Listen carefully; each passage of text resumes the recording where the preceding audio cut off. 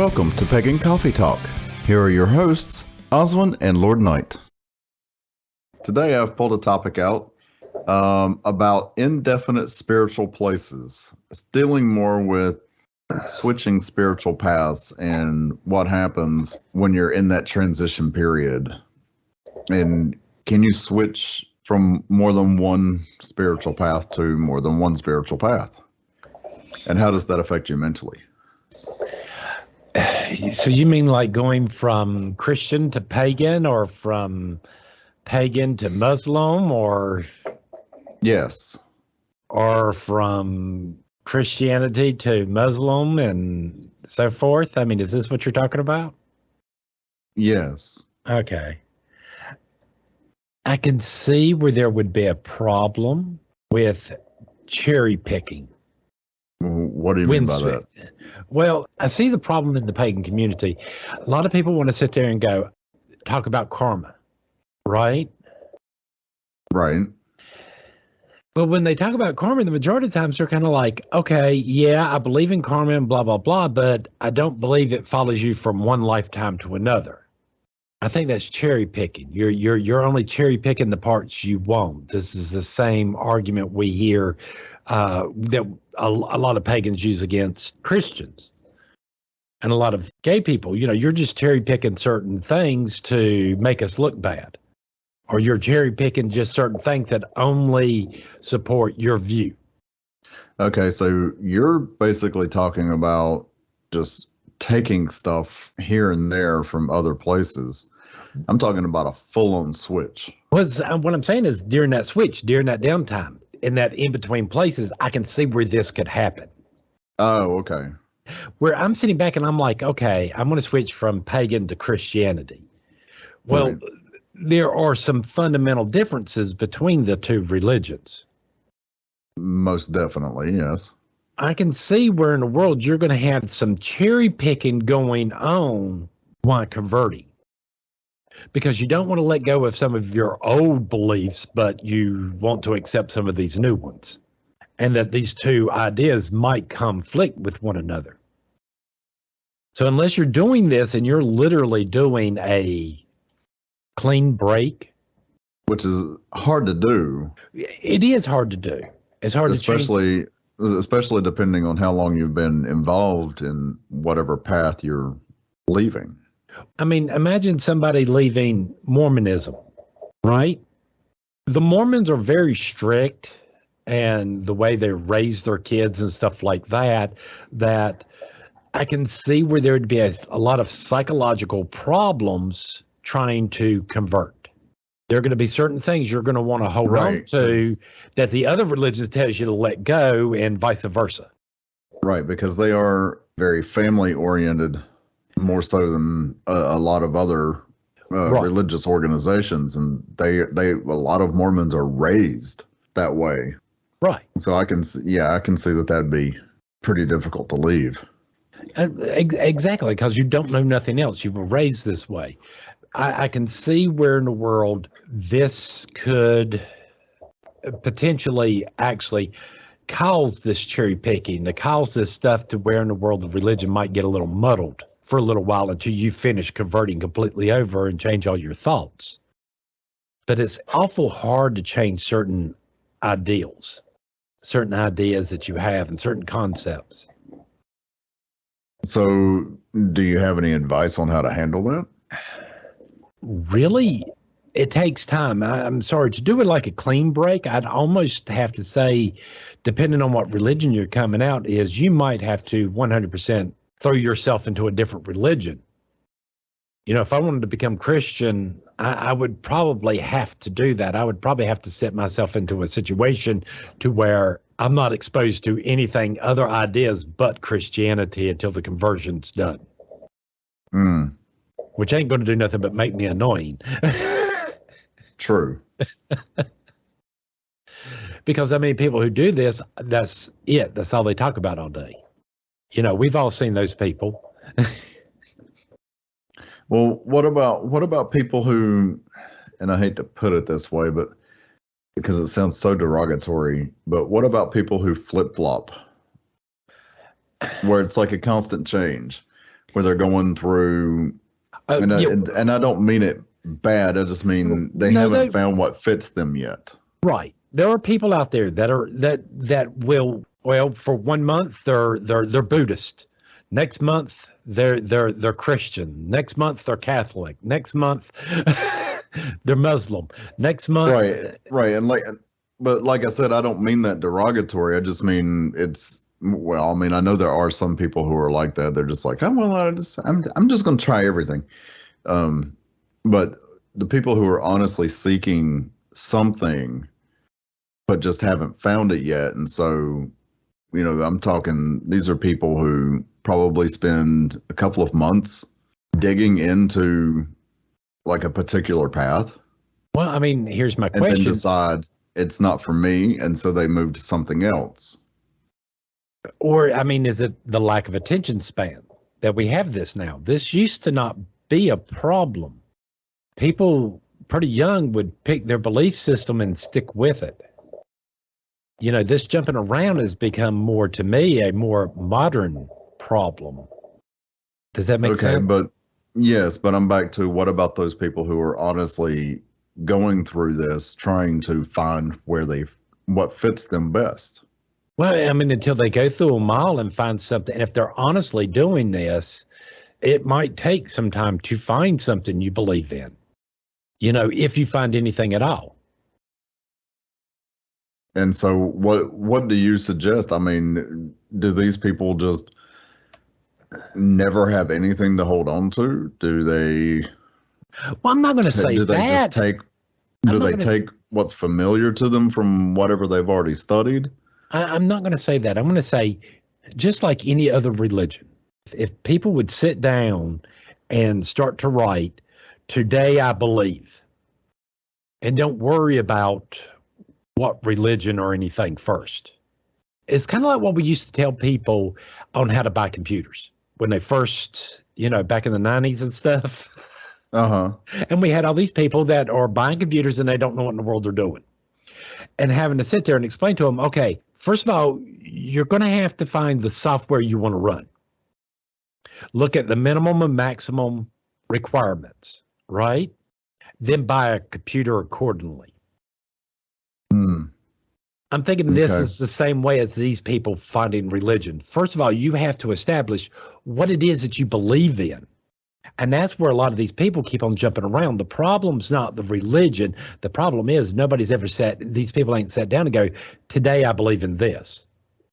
That they're not sitting down going, well, do I believe in reincarnation? Do I believe it's only a one-shot deal? Until you can answer those questions, how are you going to find a religion? So basically, if you're on a path where you are seeking a particular spiritual path to follow, right? If this is your journey, you're suggesting, first and foremost, write down what you think you believe in. Right. And here's what everybody thinks. Once you write that down, yeah, it does sort of seem it, but it also gives you a chance to go back the next day and start at the top of the page and go, today I believe in. Because in the process of writing that, I think you're going to start realizing what parts you don't agree with. And if you start to eliminate too many things that you don't believe in, you have to start to re-examine the idea in and of itself. Okay.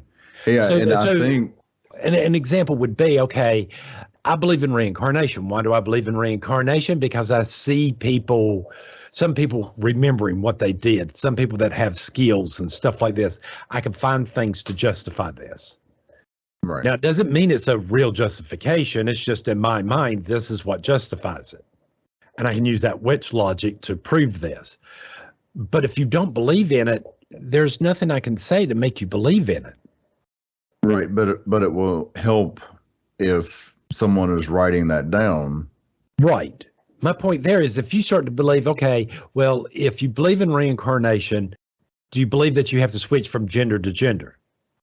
Do you have to, we've talked about reincarnation cycles and stuff like this. When you start taking them concepts away from the main concepts, that concept starts to fall apart. And I think when you're writing them out, if you're sitting there going, okay, yeah, I believe in karma. All right. Is it consistent? Is it not consistent? Do you believe that it is consistent or is it not consistent? Is it only used for big bad stuff? Right. Yeah. I mean, but you see what I'm saying? And once you start finding those things and you start to realize, and then you go back and you read about karma and you start realizing what your idea of karma is and what the real idea of karma is completely separate. And you're like, well, I actually don't believe in karma. Well, I think if you're journaling these ideas, I think it also helps you keep your mental capacity organized so that it's not so scatterbrained. And I think that's a good place to start because it's going to help you in the long run decide what it is you do actually believe. Exactly. Because I don't think you should I think you should not only journal what you think you believe in, but what you don't believe in. But my point there is when you're doing that, if you sit there and you start off with a concept, I don't care what the concept is, and you start saying, well, I believe in this concept, but I don't believe it where it applies to here or here or here or here or here. Right. Yeah, when you start going through that process that this is what you believe, you start to realize, well, I don't actually believe in this. I just believe in this part. Why? Right. And if by believing in this part, it negates my disbelief. Right. Then I actually believe in it. Right. I mean, because again, and I need to accept it for what it is. Right. Because we're back to this. You got to be careful about the cherry picking here. All right.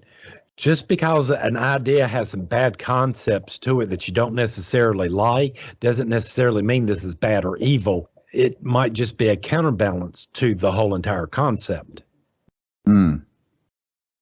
Good point. And again, we're back to this cherry picking. I'm sorry, when you're dealing with a concept that if you've eliminated everything except for the whole, we get reborn, okay, that you just believe in. Do you really believe in that? Right. Do you actually believe in that? Well, like with reincarnation, if you're just cherry picking, or karma, better yet, karma, if you're just cherry picking, okay, well, it only applies to this, and this other stuff it's not what I believe, then do you really believe in karma? Right. See, because you haven't accepted that whole concept of what karma actually is. Exactly.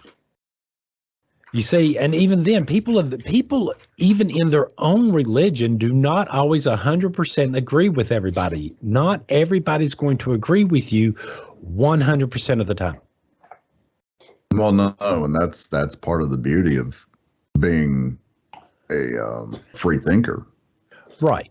But then again, when somebody comes up with a new idea and you're just dismissing it out of hand because, well, it's Bob. Right. It is just. He don't know what he's talking about. He doesn't know what in the world he's talking about. It's just as bad. Right. Because in craft specifically, we're taught to learn other religions.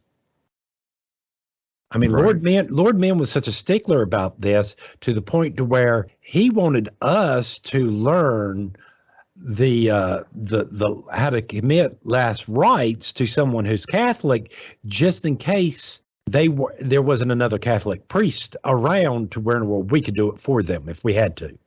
Right. That's providing that the family agreed to it. I mean, right. Well, the idea here is that we're here for the spiritual needs of the world, not just our community. Right. Don't take that as we're out to save everybody, because that's not the case. No, we are here. We are here for spiritual needs of everyone. Right. I'm going to give spiritual advice to someone who's Christian who comes up and asks for it, right, just as fast as I am one of my coven members. Oh, absolutely. Us learning these rites of other ones this just goes on to show that, in most of the pagan community, we don't have a problem with other religions. We don't have a problem stepping on their toes if we have to. I don't know that I'd say stepping on toes, but delving into their territory. Yeah, exactly. We have no fear about this. yeah, I will sit down and pray with someone who's a Southern Baptist if that's what they ask me to do. Right. Because at that time, my thought is not on me, it's on their spiritual needs. Yeah, no, it makes perfect sense. You know, and my hope would be that other religious people, if something happened to me, would treat me with the same respect. Hey, yeah, I know enough about his religion. Let's do the best we can here under the circumstances. Right. I'm not going to be able to do everything for you, but I know enough I can help. And I can muddle through it, you know? So, yeah, I mean, so you have that soldier on foreign land who dies. Do they get buried according to the customs of where they're at and who buries them? You know, like all these soldiers that we sent over to Afghanistan, if any of them died there, were they given a Muslim funeral? Good question. Probably not. Probably not, because, but again, where we would be pagan, we would probably give them a pagan funeral going, yeah, we gave them a death rites that we knew what to do according to our culture. Right. Well, I think in something like that, if you don't know that person's culture or spiritual path or whatever, you're going to do what you know. Right. You do the best you can. And I think it's still done out of a place of respect. It may not be their spiritual path, but it's still done out of respect.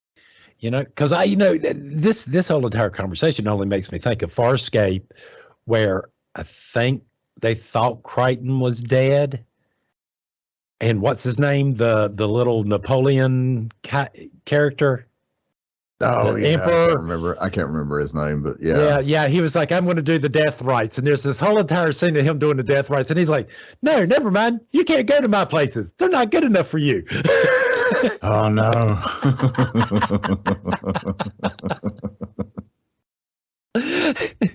That's funny. It's funny, but that's where some of these religious people believe that you weren't one of us and we're not going to do that. Right.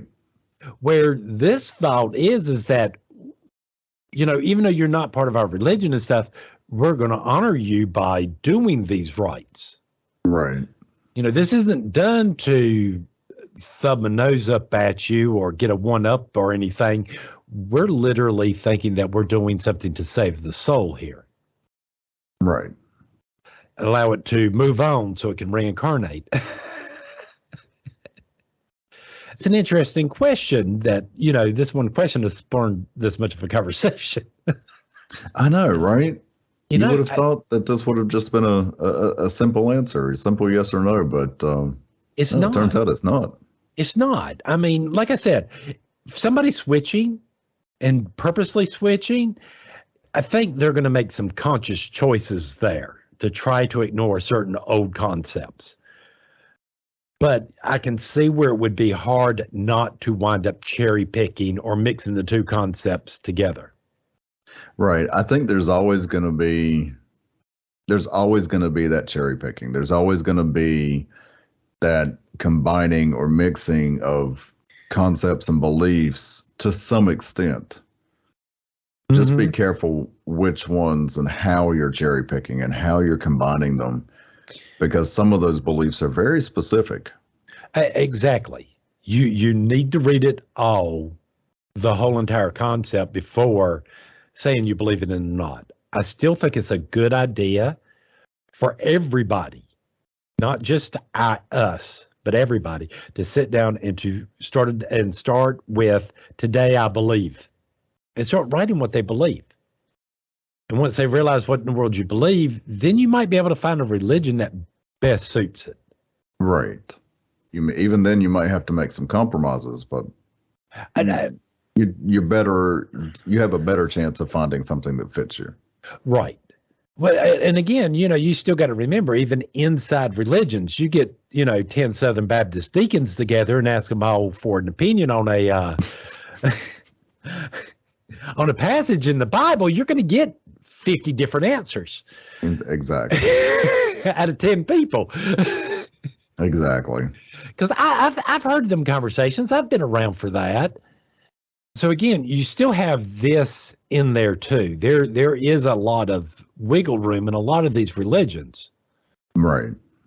Just be careful. You might get into arguments with people, but it happens. It does. It does. Just be prepared for that. Anything else? Oh, I believe that's it. All right. Yay. I'm out of coffee then. All right. Thanks for listening. Join us next week for another episode. Pagan Coffee Talk is brought to you by Life Temple and Seminary. Please visit us at lifetempleseminary.org for more information, as well as links to our social media: Facebook, Discord, Twitter, YouTube, and Reddit. We travel down this trodden path, a maze of stone and mire. Just hold my hand as we pass by a sea of blazing pyres. And so it is the end of our days, so walk with me till morning breaks. And so it is the end of our days, so walk with me till morning.